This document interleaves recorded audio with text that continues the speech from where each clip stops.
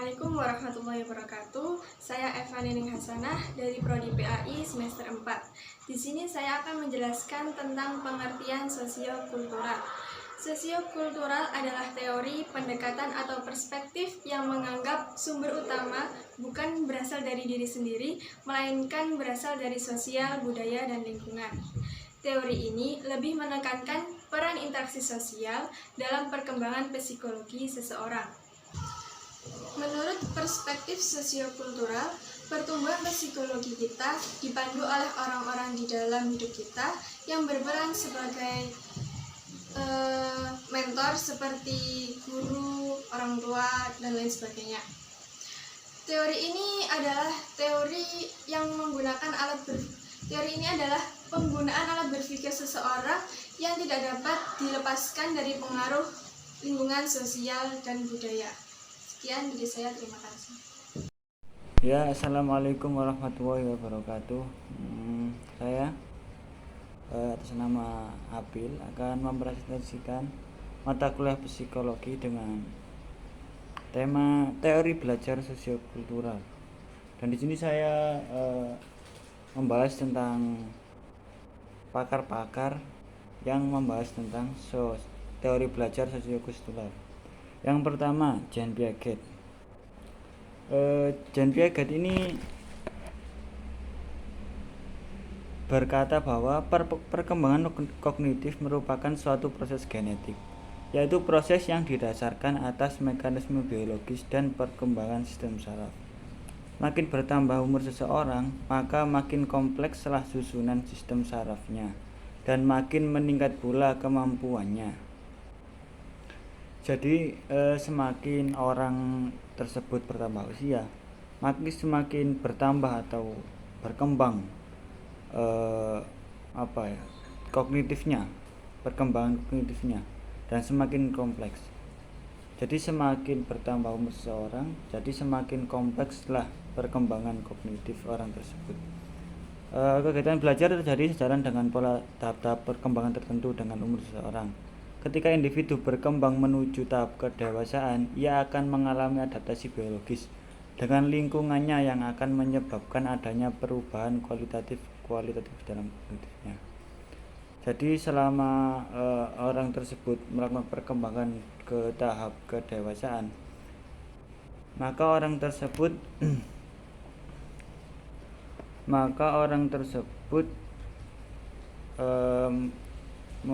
menyebabkan adaptasi dengan lingkungannya dan budaya-budaya di lingkungannya. Teori Piaget menimbulkan implikasi kognitif jika dilihat dari asal-usul pengetahuan. Piaget cenderung menganut teori psikogenesis, artinya pengetahuan berasal dari diri dalam individu.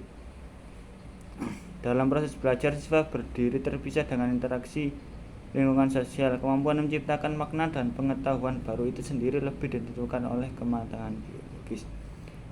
Jadi lingkungan hanya sebagai penunjang kegiatan belajar atau memudahkan, bukan mengajak anak tersebut untuk belajar. Belajar tersebut terjadi pada diri individu anak, bukan lingkungan. Jadi lingkungan ini hanya berfungsi sebagai penunjang, memvalidasi atas kemudahan belajar, bukan untuk belajar. Piaget juga menjelaskan bahwa dalam fenomena belajar, lingkungan sosial hanya bersifat sekunder, sedangkan faktor utama menentukan terjadinya belajar tetap dengan individu yang bersangkutan. Saya ulangi, terjadinya belajar tetap dengan individu yang bersangkutan. Di samping itu, dalam kegiatan belajar, Piaget lebih mementingkan interaksi siswa dengan kelompoknya. Perkembangan kognitif akan terjadi dalam interaksi siswa dengan kelompok sebayanya daripada orang-orang yang lebih dewasa. Jadi anak yang ingin perkembangan kognitifnya lebih bagus atau lebih cepat, maka menurut Piaget ini sering-sering berinteraksi dengan teman-teman kelompok sebayanya. Bukan berinteraksi dengan orang-orang yang lebih dewasa. Ini menurut Piaget. Alangkah baiknya eh, berinteraksi dengan kelompok sebayanya. Yang kedua, menurut pakar sosiologi yaitu Lev Vygotsky, menurut Vygotsky, jalan pemikiran seseorang dapat dimengerti dengan cara menelusuri asal-usul tindakan sadarnya dan tindakan interaksi sosial yang dilatar sejarah hidupnya. Jadi pemikiran seseorang itu dilatar belakangi dengan masa lalunya atau sejarah hidupnya. Semisal ada anak nih pemikirannya keras, ngeyel, berarti sejak kecil pendidikannya oleh keluarganya atau orang terdekatnya dididik untuk ngeyel dan berdiri di atas sendiri. Intinya mboten ngaleman katanya. Terus selanjutnya, kondisi sosial sebagai penyebaran dan penukaran pengetahuan. Jadi apa ini di sini? Ya Allah. Ini kondisi sosial sebagai penyebaran dan penukaran pengetahuan. Jadi sebagai transferan ilmu kondisi sosial ini. Pentransferan ilmu, di mana dia berada di situ, insya Allah ada kegiatan transfer ilmu. Keterampilan dan nilai-nilai sosial budaya.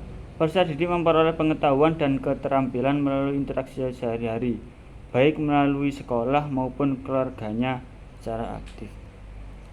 Jadi pengetahuan bukan berasal dari kegiatan formal ya seperti sekolah, melainkan bisa juga pada interaksi sosial yang itu ada nilai transfer ilmunya.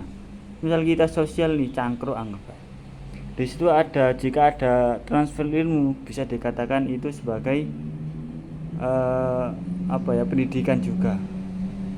Vygotsky berpendapat bahwa proses belajar akan terjadi efisien dan efektif apabila anak belajar secara kooperatif dengan anak yang lain, dengan suasana dan lingkungan yang mendukung dalam bimbingan seseorang yang lebih mampu, guru atau orang dewasa. Jadi kalau Piaget tadi kan lebih baik berinteraksi dengan kelompok sebayanya.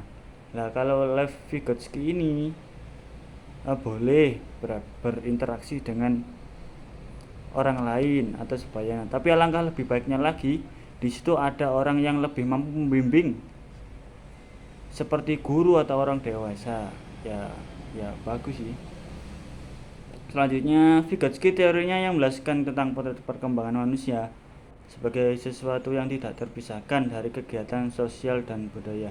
Ia menekankan bahwa proses-proses perkembangan mental seperti ingatan, perhatian, dan penalaran melibatkan pembelajaran dengan orang-orang yang ada di lingkungan sosialnya. Selain itu, Vygotsky juga menekankan bagaimana anak-anak dibantu berkembang dari bimbingan orang-orang. Jadi di sini orang tua itu orang yang lebih dewasa lah, berfungsi sebagai mengamati perkembangan anak tersebut, dan apabila ada yang salah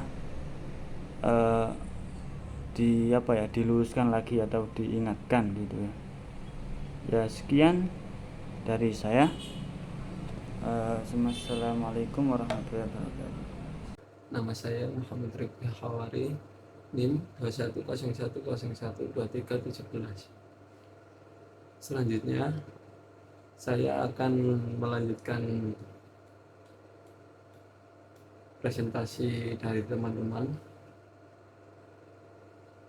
Poin yang ketiga yaitu aplikasi revolusi sosiokultural dalam pembelajaran.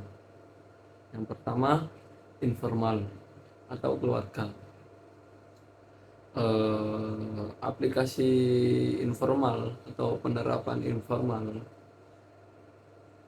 yaitu pendidikan anak dimulai dari lingkungan keluarga, di mana anak pertama kali melihat, memahami, mendapatkan pengetahuan, sikap dari lingkungan keluarganya. Yang kedua, pendidikan nonformal. Pendidikan nonformal dalam penerapan sosiokultural, pendidikan nonformal yang berbasis budaya banyak bermunculan untuk memberikan pengetahuan, keterampilan, dan perilaku pada anak. Yang ketiga, pendidikan formal. Pendidikan formal yaitu aplikasi teori sosiokultural pada pendidikan formal dapat dilihat dari beberapa segi, antara lain yang pertama yaitu kurikulum, siswa, dan guru. Selanjutnya yaitu kelebihan dan kelemahan teori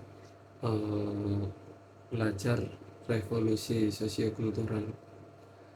Mengidentifikasi kelebihan dan kelemahan teori belajar kultural dipandang dari perspektif pendekatan tertentu.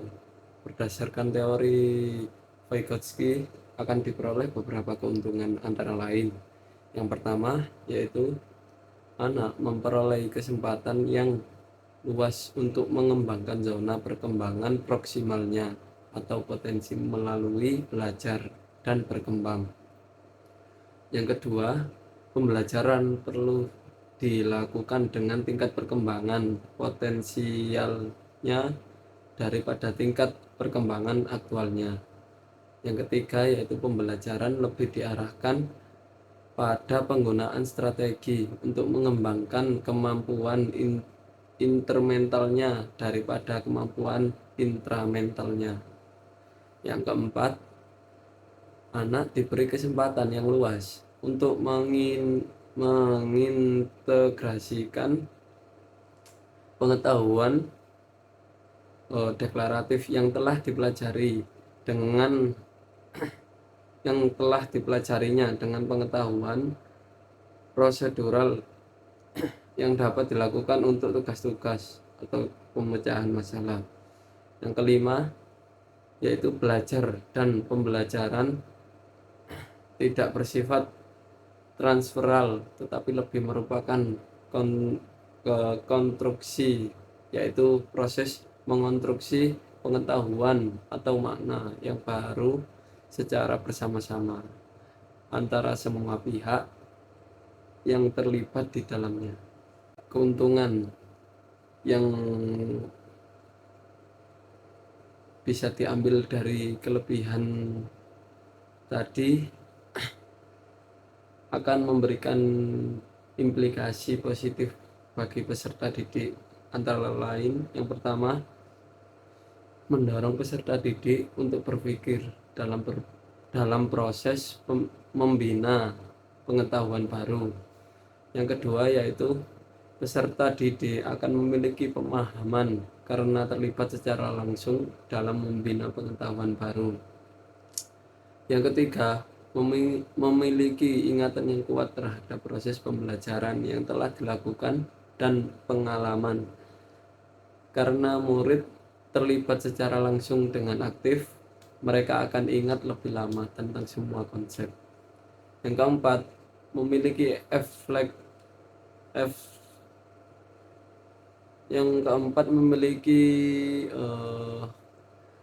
efikasi diri yang tinggi.